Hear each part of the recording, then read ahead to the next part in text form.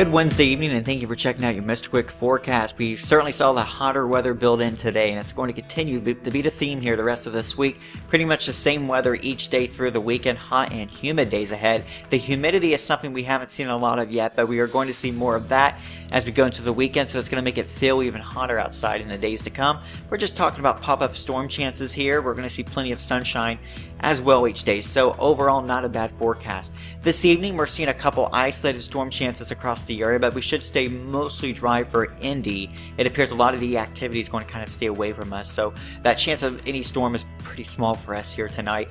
And we're looking at tomorrow, another day with partly sunny skies. We could see an isolated shower or storm, but mostly a dry day again. Same story Friday, Saturday, and Sunday. As the heat builds, we're going to see temperatures near 90. We'll continue this forecast through about Tuesday, and as we go into the middle of next week, we're going to start to bring up those storm chances across the area, but until then, only looking at hit and miss storm chances, mainly dry, a lot of sunshine, and temperatures in the upper 80s, lows around 70. It's going to feel closer to 100 at times as we go into the weekend. Thanks for watching.